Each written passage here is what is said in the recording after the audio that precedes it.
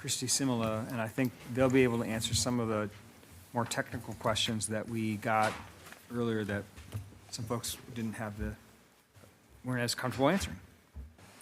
Good evening. Chair Nose, Vice Chairs Nelson and Deal, and members of the committee. For the record, my name is Hannah Winchester, here on behalf of the Oregon Federation of Nurses and Health Professionals, in strong opposition to HB 4074. OFNHP represents about 7,000 nurses and healthcare professionals across Oregon and Southwest Washington who provide patient care every day. Current hospital staffing law, HB 2697, passed in 2023, was the product of years of research, negotiation, and stakeholder engagement. Its enforcement provisions were carefully debated in 2023, revisited again, as mentioned, in 2025, and further examined during the interim work group convened by the Speaker. Changes in enforcement of this magnitude are not compatible with a short session, as they require time, data, and full participation from all impacted parties.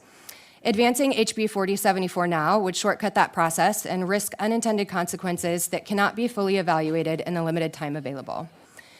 Our most important point is that the current law, in large part, is working as intended.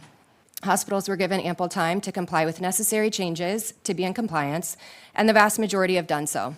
Where OHA enforcement has occurred, we see it reflecting failures to engage in good faith, not flaws in the statute that would require immediate attention on your part.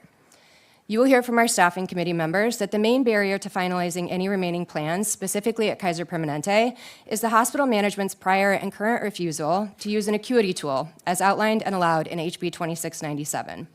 The labor participants in these committees have shown good faith, thoughtful consideration, and prolonged professionalism in an attempt to develop staffing plans that support both patient care and employer interests. Nurses are incentivized to pass plans that are realistic to current patient care needs, because without them, they are left without the ability to advocate for circumstances that support quality patient outcomes, prevent prolonged hospitalization, and risk their own personal injury. Weakening enforcement through delayed penalties or reduced accountability would effectively suspend the law without the thorough analysis that such changes demand. We appreciate the bill sponsor engaging us in this process and understand the -1 amendment has potential to move forward. While the amendment lessens our opposition, we are still concerned with any rushed changes to nurse staffing plans. OFNHP remains open to continue discussions during the interim if ongoing issues persist, where thoughtful data-driven solutions can be developed with meaningful stakeholder input. For these reasons, we respectfully urge you to oppose HB 4074 as currently written. Thank you. Okay. Go ahead. Hello, Chair Nose, Vice Chairs Nelson and Deal, and members of the committee. For the record, my name is Chelsea Bruin. I am a registered nurse and have worked as a nurse for 16 years. I currently work at Kaiser Westside Medical Center, and I am a member of the Oregon Federation of Nurses and Health Professionals. I have participated in my hospital's nurse staffing committee for 4 years and have been the co-chair for the last 2. I am in strong opposition for House Bill 4074. Oregon's staffing law is not perfect, but it is working. The real problem is not the law. It's hospital administrators refusing to work in partnership to pass staffing plans. The management co-chair of our committee has openly stated that they have no interest in passing plans beyond what already exists, even as the hospital accrues $5,000 in daily penalties. Their position indicates they would rather pay fines than find real solutions for safe staffing. As nurses, we know safe staffing cannot be reduced to simple nurse-to-patient ratios. Acuity and intensity tools must be incorporated into our staffing plans to reflect the resources needed to care for each individual patient, and the law even directs us to use them. However, hospital management refuses to pass staffing plans that treat a patient like anything more than a ratio. It doesn't matter if the patient can walk, talk, and feed themselves versus a paralyzed patient who is unable to eat, drink, or even move their own extremities without assistance. Including acuity and intensity tools in staffing plans is essential to accurately reflect patient needs and hold hospitals accountable. Management resists this because simple ratios alone are easier and potentially cheaper. Patients today are sicker than ever, and nurses are caring for them with fewer resources. While CNA ratios exist, not every patient is assigned to CNA, and nurses are often forced to take on additional duties when other hospital roles go unfilled. Even under current law, Safely caring for 4 patients can be a struggle.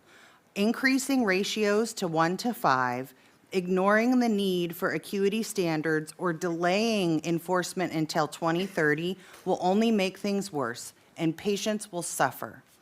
Legislatures, I implore you to stand with us in opposition of House Bill 4074 for our nurses, for our patients, our communities and our families and our friends, and most of all, the communities we serve. And I would love if any of you would like to come and be an observer for any of our staffing committees. Thank you. All right, we might get some takers. Good afternoon. My name is Mary Kofelt, and I'm a registered nurse with over 34 years of experience. I'm here today to speak in strong opposition of House Bill 4074.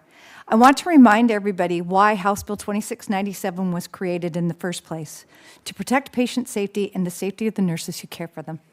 We should not allow hospital administrators or nurse executives, many of whom are far removed from the bedside care or who have never practiced nursing, to decide what constitutes safe staffing. As a former co-chair of the Hospital Nurse Staffing Committee, I worked on staffing plans that accounted for patient acuity and the real intensity of nursing care required. Those plans were consistently rejected because they would require more staff. Safe care can never be achieved through a do more with less approach. On medical surgical units with 37 patients, there's often only one CNA available to support nurses with essential bedside care, such as ambulation, toileting, and feeding.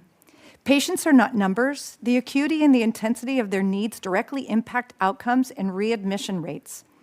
If we move all med-surg units to a universal 1-to-5 ratio, we completely ignore the physical, emotional, and clinical demands of caring for today's hospitalized patients. Hospital profits must never come before patients' well-being. During our recent contract negotiations, our hospital administrators attempted to insert language that would require nurses to withdraw all pending staffing challenges and prevent us from bringing any future challenges forward related to noncompliance with the staffing law. Let that sink in. They attempted to silence the voice of the patient advocate and avoid accountability to the Oregon Health Authority. Hospitals have had ample time to prepare for House Bill 2697. In fact, we had ratios in our 2021 contract that were even more stringent than what the law now requires. Please do not allow individuals who have never cared for or even touched a patient to determine what constitutes safe patient care. Our patients deserve better, and so do the nurses who care for them. Okay. Commissioner